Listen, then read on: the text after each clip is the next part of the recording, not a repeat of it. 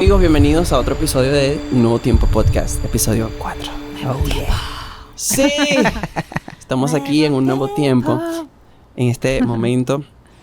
Y bueno, queremos que comenten este episodio, queremos que aparezcan, que comenten, que nos digan qué les está pareciendo el podcast. Se dejen ver, les está gustando. Les recordamos que este 9 de diciembre tenemos concierto en BPB. Vamos a dejar acá el póster, vamos a dejar acá las fechas. Pueden comprar sus entradas en la Iglesia de Bendecidos para Bendecir. Si están interesados también pueden escribirnos al DM para movernos por allí con las entradas. El precio de la entrada, $3. $3. Es muy barato, literalmente. Es un café y una galleta. Es muy, muy barato porque lo que queremos es que puedan estar allí el 9 de diciembre y puedan disfrutar con nosotros. Y recuerden que el año que viene también vienen cosas muy grandes, muy hermosas. Viene un lanzamiento súper importante para nosotros. Lastimosamente no vamos a poder nominarnos para estos Grammys. ¡Oh! La gloria, no, mentira. No, saben que lo que queremos es poder adorar junto con todos ustedes y que estas canciones puedan impactar su corazón y su alma. Porque somos eso, somos adoradores de Dios. Y hoy tenemos un tema súper, súper importante para un adorador, que es el corazón, el carácter de un adorador. ¡Ay, papá! Sí. ¡Ay, papá! Porque por ahí hay muchos adoradores que no son muy adoradores. Que a lo mejor forman parte del equipo, pero todavía no se han conseguido con trabajar realmente en lo que Dios le importa a cada uno de nosotros, que es el carácter. ¿Y qué es el carácter, muchachos? Se la dejo ahí. Papá. Carácter. Es lo que nos identifica, ¿no? Es esa marca, ese sello que se coloca sobre tu frente que dice, ok, Cristian o Egdiel, esto es lo que lo marca, esto es lo que lo hace diferente, ¿sí? Como tal. Entonces, muchos músicos, muchos adoradores, a veces están en la iglesia, a veces estamos celebrando, a veces estamos, ¿verdad?, en un momento y de pronto quizás somos muy talentosos sobre el escenario, pero después del escenario, ¿verdad?, después que se apagan las luces, después que ya se cierra todo, ahí es que vemos ciertos caracteres como que no fluyen, como que no son.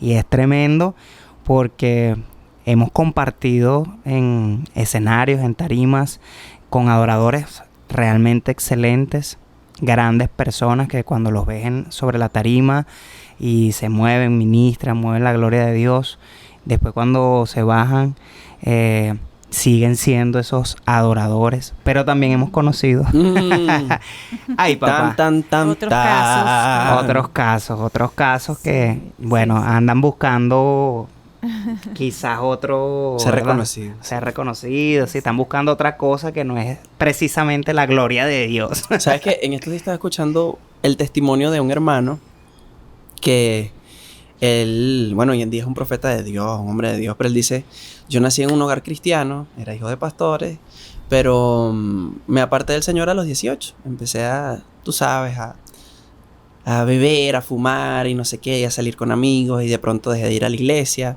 Dice, no sé cómo, pero a los 25 terminé. Él dice, con una novia stripper bruja. Perro. Digamos que se fue al otro extremo. Pero él dice que el Señor se consiguió con él después de un proceso muy fuerte y una sobredosis de droga.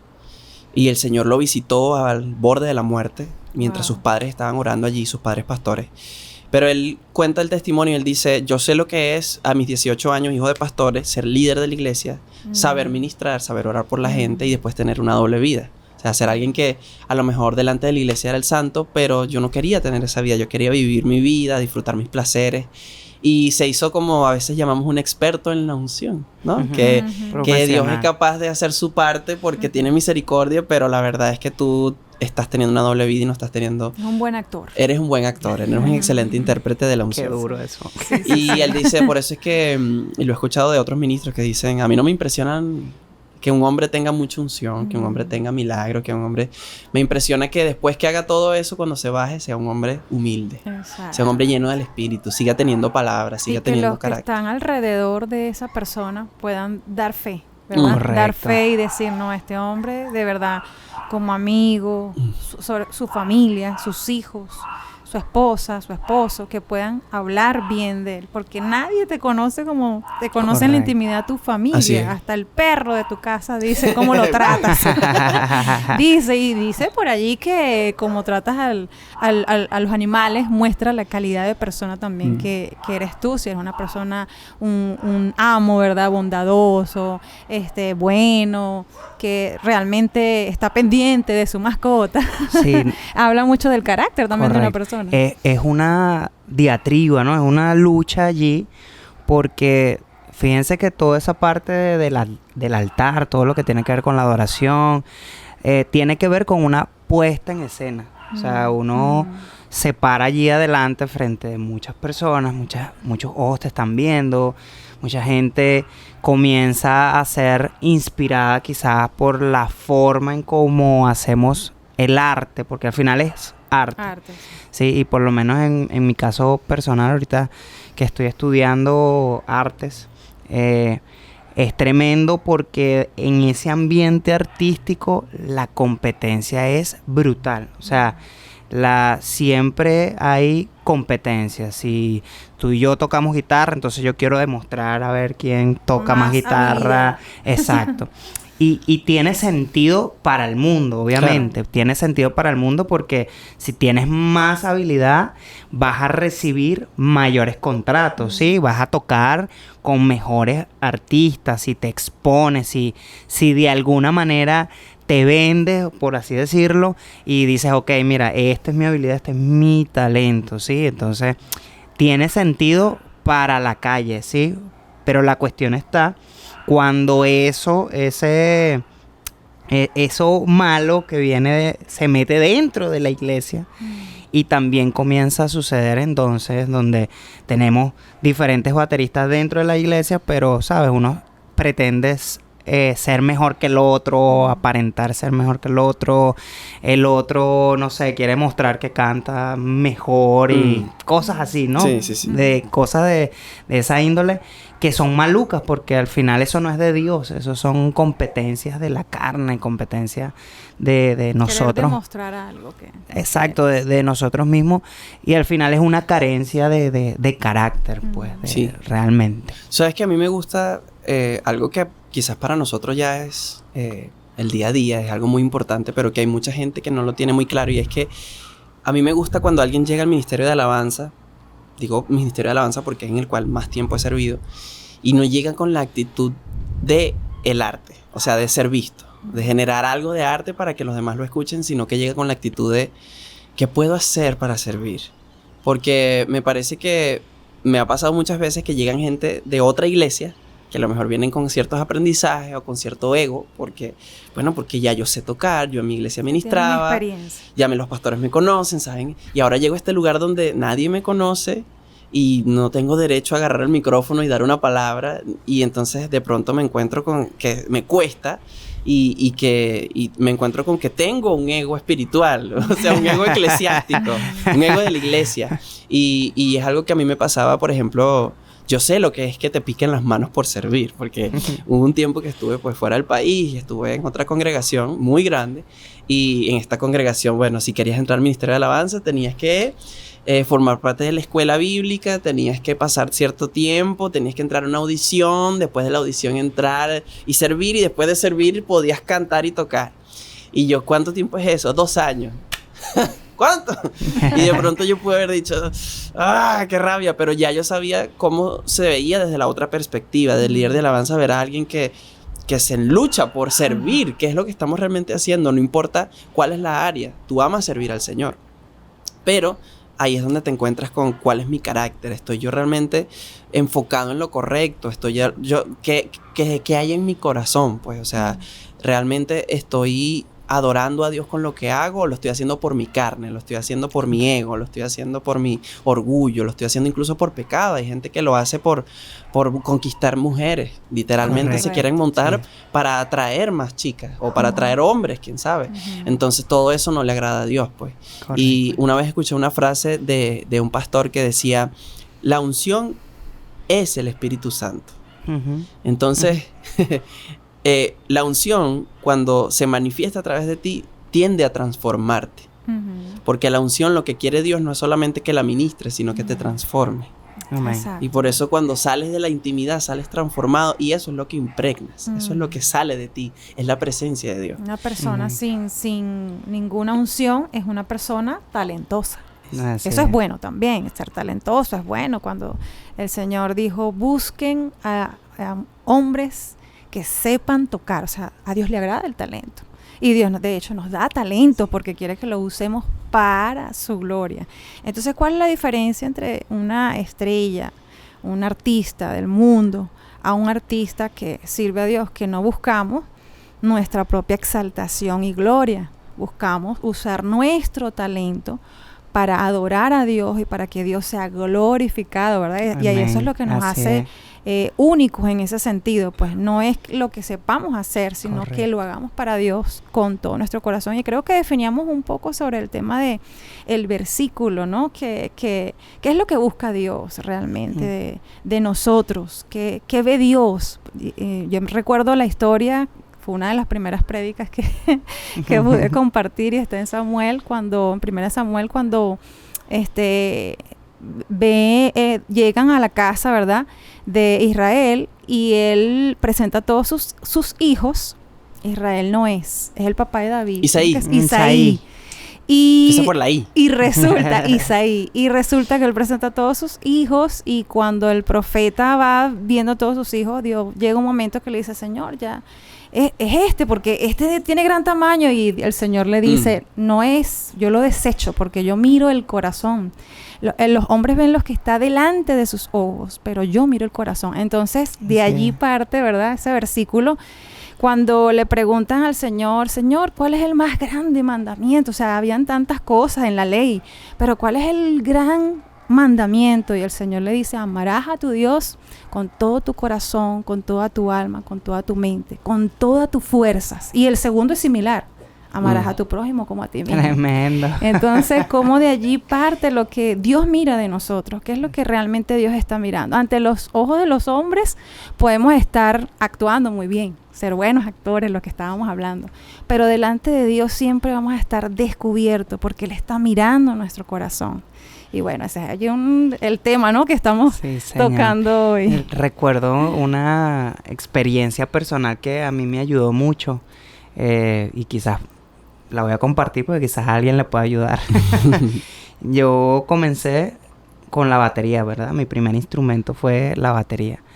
Y recuerdo que tenía, bueno, desde chiquito. Es que no llegaba el bombo. Tenía que ser así.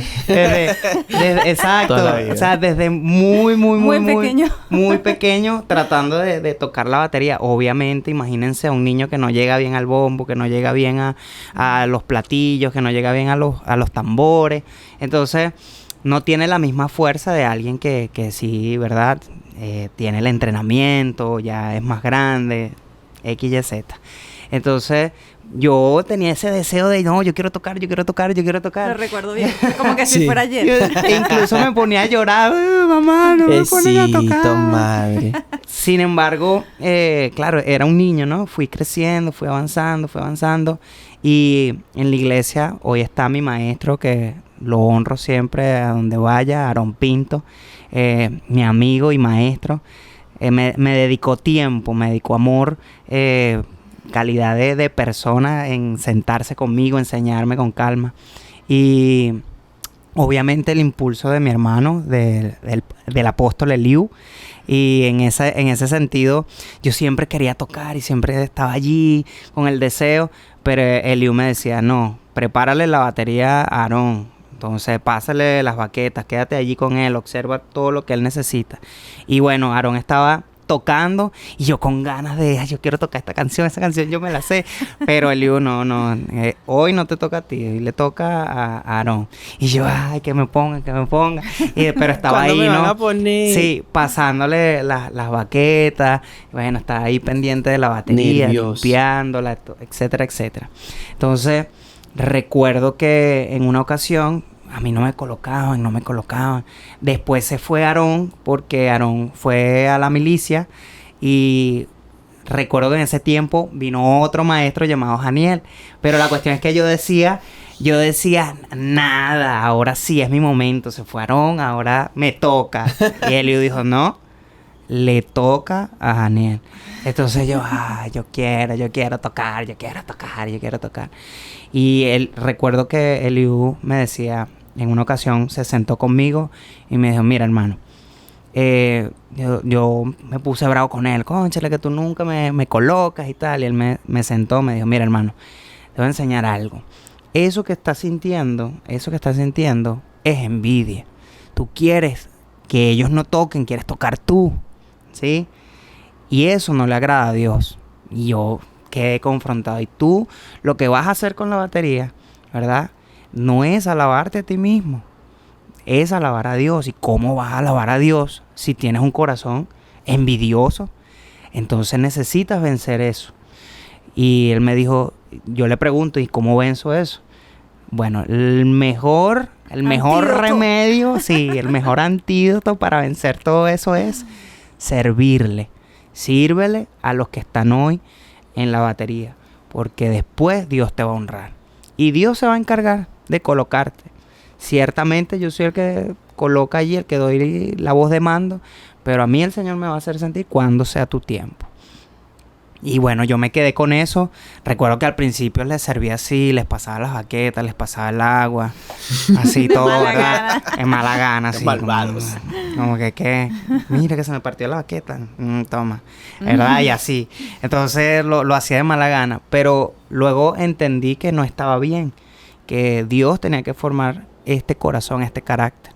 Y poco a poco recuerdo que me iba a la iglesia todos los días a practicar, porque eso es otra cosa. Dios honra también a los diligentes. Y me iba todos los días a practicar a la iglesia, allí solito en la iglesia, ¿verdad?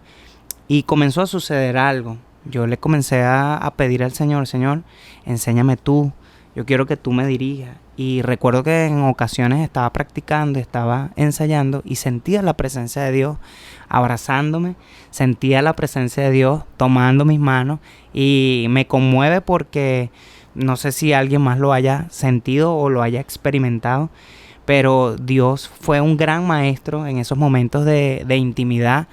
Sentía la presencia de Dios moviendo, y no solo moviendo mis manos, sino también arrancándome la envidia, arrancándome todo eso que ensuciaba, que dañaba mi corazón.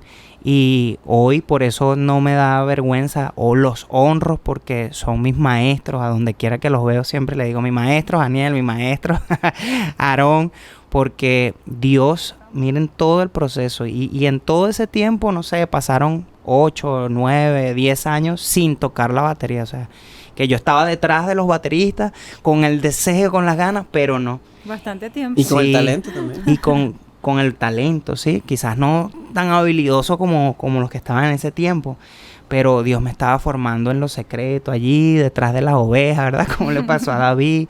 Quizás mientras les cantaba a las ovejas.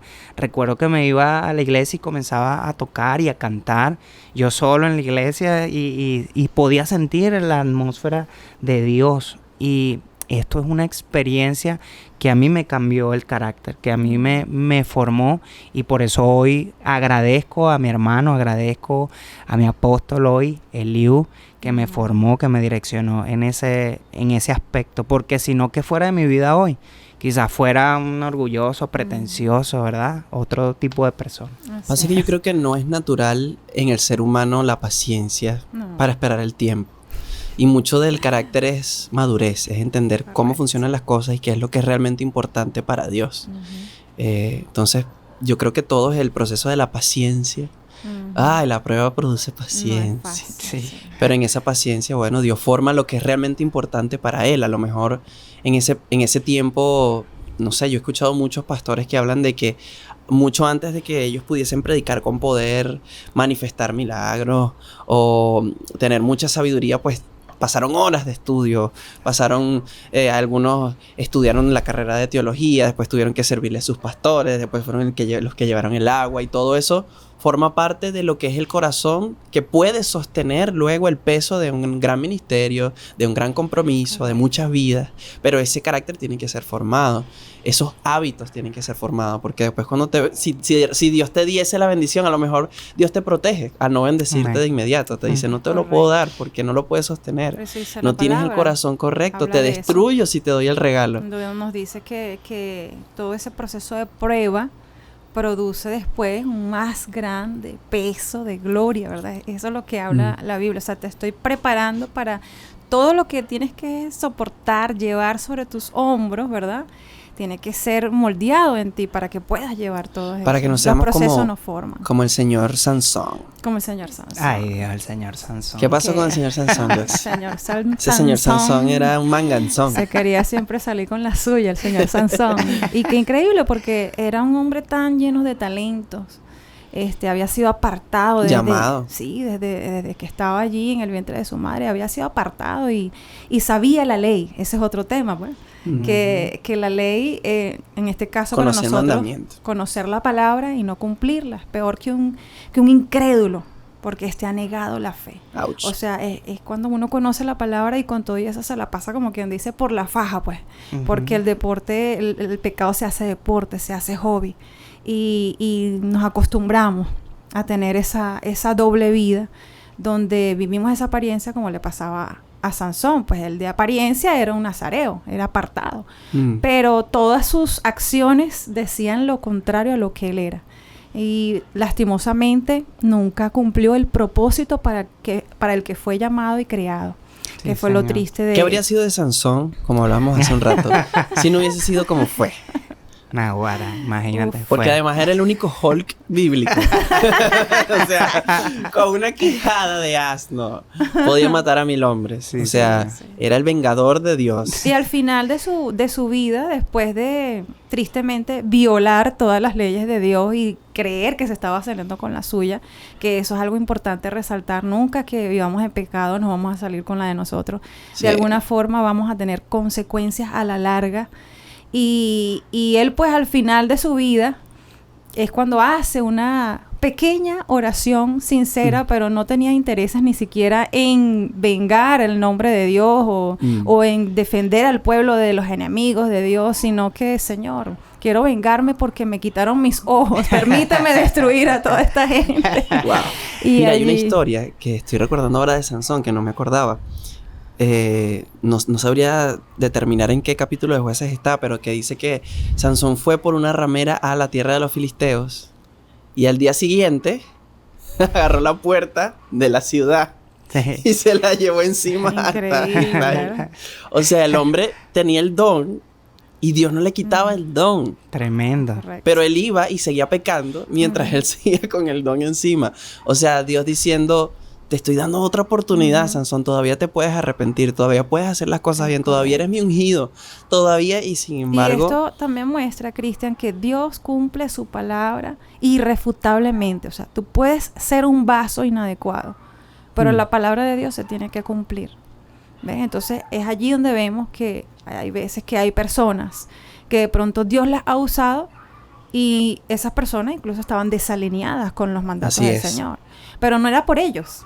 Era porque Dios no puede negarse a sí mismo. Y Dios va a cumplir, así como mostró con Sansón, va a cumplir su palabra. Dice que al final, con la muerte de Sansón, mató más enemigos de Israel que en toda su vida. O sea, su muerte fue... En su muerte es que pudo, de alguna manera, como reivindicarse con... Nunca dejó fluir la vida de Dios y terminó su muerte siendo el instrumento de Dios más fuerte. Total. Pero tenía que morir. Tenía que morir su carne y terminó muriendo. Él tenía que morir a su carne, pero como no murió a su carne, terminó, como tú dices, muriendo completamente para poder ser realmente útil al Señor. Sí, Señor. Ese, por lo menos en Gálatas 2:20, el apóstol Pablo dice que con Cristo, o sea, casi siempre vemos la imagen de un Cristo crucificado y decimos: oye, gracias, Jesús, por lo que hiciste por mí en la cruz, gracias por amarme, gracias por... Y siempre agradecemos las bondades de Dios, que es cierto. No hay manera de pagar todo lo que Jesús hizo en la cruz del Calvario. Sin embargo, el apóstol Pablo nos dice, la foto es más grande, ¿ya no? Porque Porque la idea se trata es que tú estés al lado de Cristo. Por eso dice, con Cristo estoy juntamente crucificado. Ya no vivo yo, mas vive Cristo en mí. Lo que antes vivía en la carne, ahora lo vivo en la fe en el Hijo de Dios. Uf, qué profundidad esto. Y me gusta... Él vive en mí porque yo me crucifiqué junto a Él. Porque me crucifiqué, exacto. El mismo Espíritu que levantó a Cristo de los muertos, ese mismo nos vivificará. Ese mismo está dentro de nosotros. Uf, qué poderoso. Tremendo, sí. Y me gusta, me apasiona lo que dice también la palabra allá en Apocalipsis, capítulo 2, versos 5, que son versos muy famosos, por así decirlo. Que nos habla, Jesús está enviándole cartas a las diferentes iglesias y le dice, ok, escríbele al ángel de la iglesia, de Éfeso, de Tiatira, de Esmirna, etcétera, etcétera.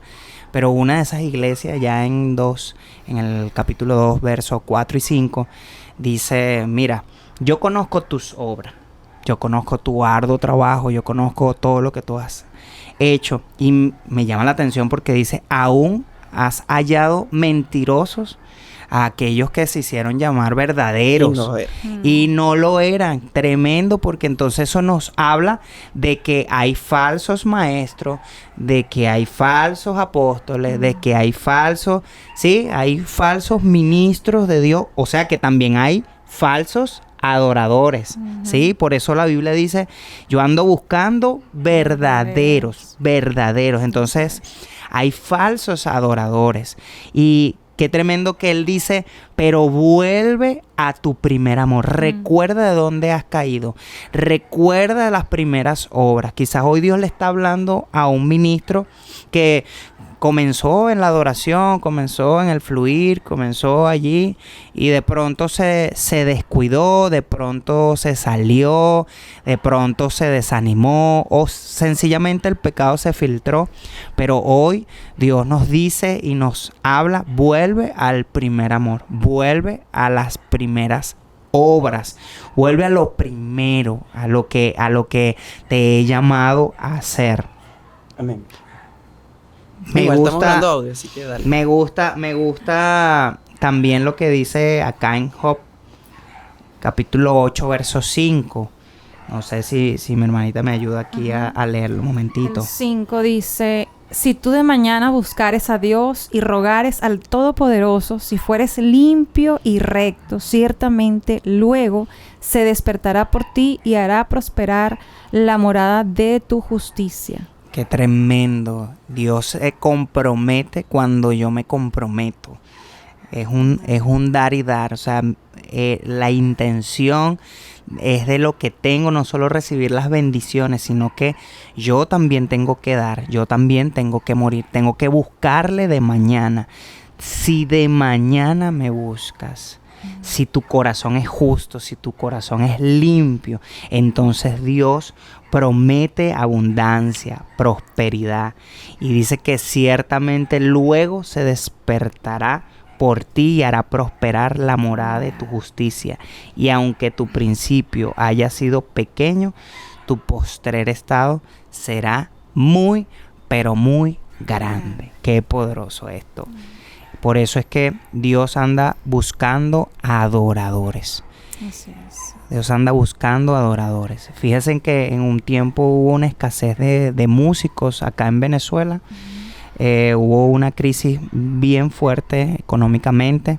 Y bueno, muchos músicos se fueron. Muchas personas en general migraron.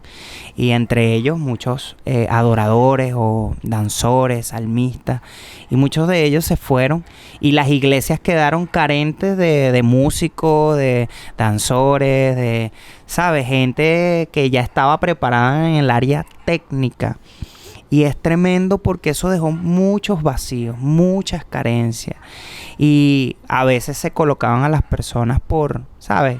A dedo. Mira, aquí está alguien que sabe cantar. canta ahí, cántate unas cancioncitas allí. Y, ¿sabes? Era como, estábamos preocupados más por llenar el vacío, el hueco. Ah, mira, faltan músicos. Bueno, este sabe más o menos darle 3 acordes. Bueno, métete ahí, toca esos 3 acordes y vemos cómo fluye. Y era más por cubrir una necesidad que por realmente buscar un adorador. Alguien que supiera mover el corazón de Dios. Alguien que supiera enamorar el corazón de Dios. Entonces, si hoy quizás alguien nos está viendo desde allá, yo creo que podemos inspirarlos diciéndoles, mira, si tienes el carácter, pues, prepárate, esfuérzate. Si te gusta el arte, invierte en tu educación, busca la manera de educarte y de aprender, de hacerlo lo mejor posible, lo mejor que puedas. Dios te ha dado la habilidad, Dios te ha dado la capacidad. Sí, y yo creo que hemos estado también en ese entorno, en esa situación de ser parte de un equipo ministerial y de pronto tener una ciencia técnica o tener a una persona que es parte del ministerio que tú te das cuenta que no tiene el carácter correcto y tú dices, ¿cómo hago ahora? Porque ya le di una responsabilidad. Pero, ¿sabes? Tú sabes que lo que esa persona está haciendo va a comprometer a la iglesia en general. Correcto. Porque de alguna manera esa persona representa a Cristo. Correcto. Y al final cuando la gente dice, no, para que yo voy a ir para esa iglesia si ahí es donde está el... Bueno, no estoy haciendo ningún ejemplo, ninguna alusión personal, es un ejemplo de aquí. Ahí está el pianista que le gusta beber en la licorería, ¿entiendes? Y tú dices, wow, Señor, ¿cómo hago? Yo sé que esto está mal, pero lo correcto como iglesia de Cristo es que este hombre tiene que tratar su carácter y hay que formarlo sí. En misericordia, corrección en amor. La idea no es que él, a lo mejor tú le llamas la atención y se arrepiente y busca al Señor y dices, verdad, yo estoy haciéndolo mal, pero lo importante es no priorizar lo técnico, pues no priorizar esa parte que a Dios no le interesa. A Dios no le interesa si hay 3 pianistas o si hay uno, pero con que haya uno que tenga el corazón correcto. Eso es lo importante, eso es lo que mueve la presencia de Dios. Un adorador sincero, una persona genuina delante de él, pues. No sé, Otra cosa importante, mencionabas ahorita el caso de cuando hay una falta como en este punto le gusta el licor.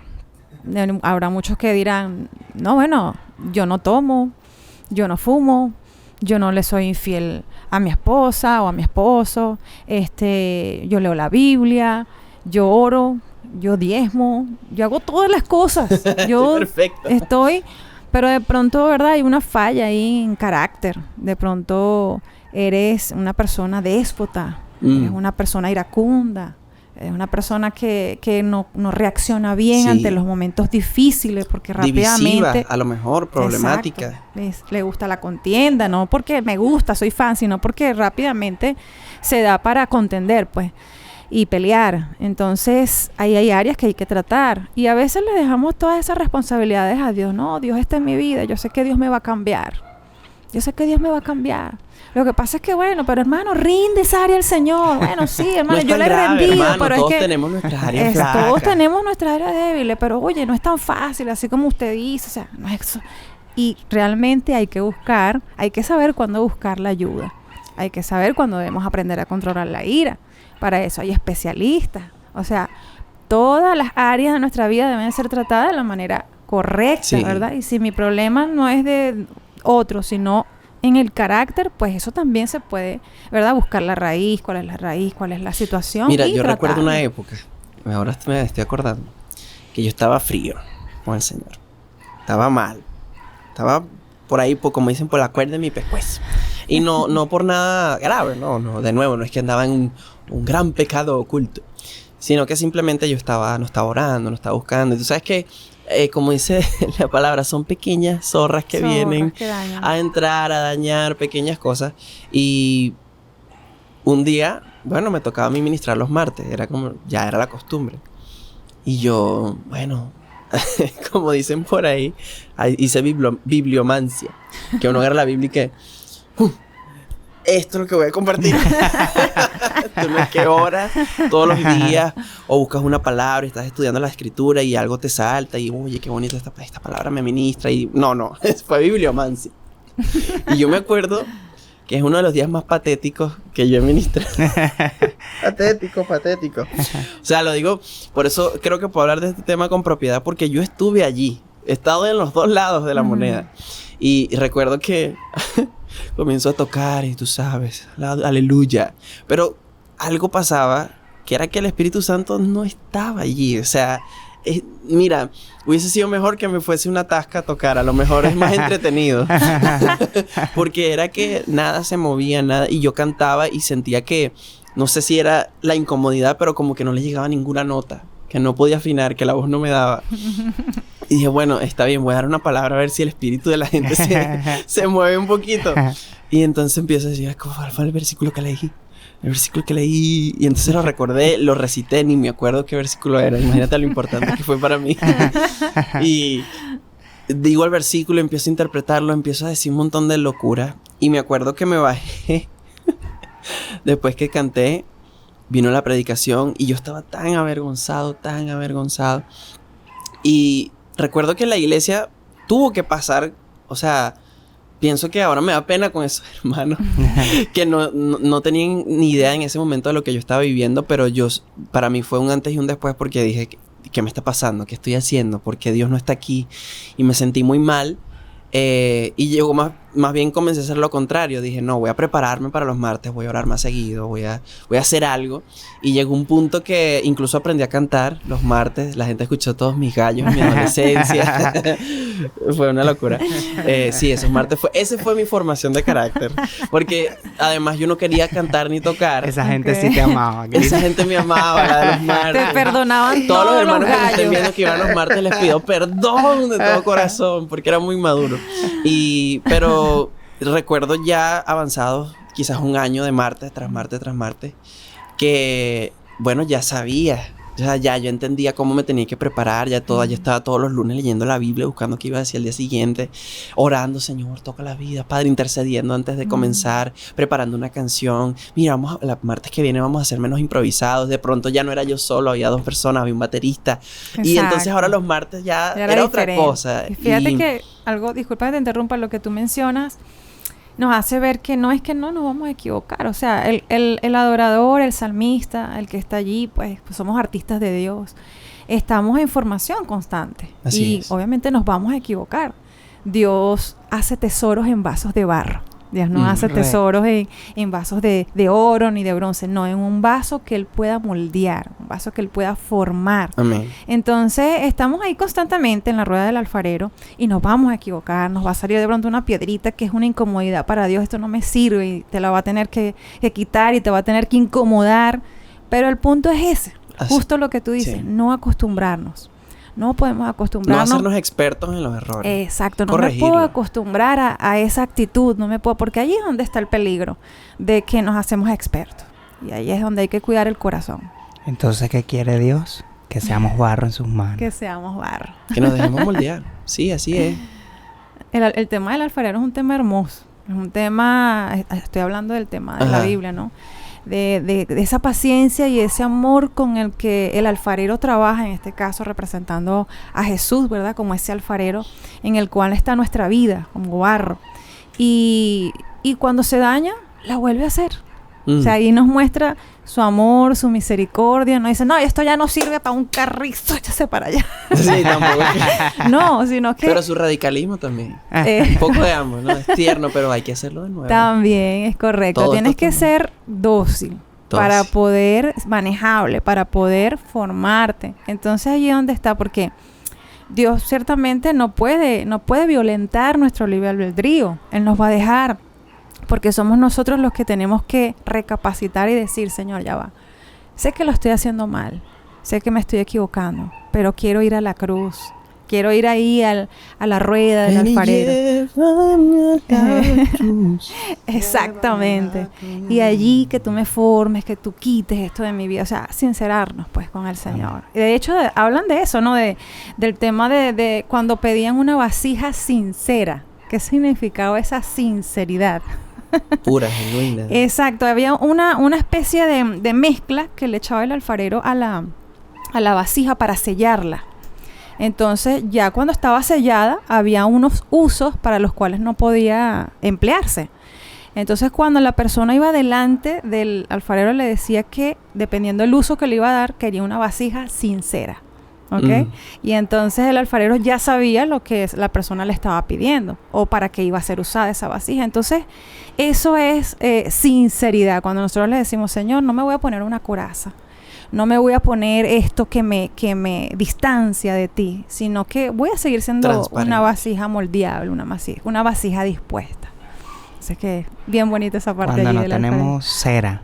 Cuando no tenemos cera. Porque pasamos por el fuego. ¿Sí? Ay, refíname. Hay una canción ahorita que tengo pegadísima de Maverick City que se llama... Publicidad no pagada.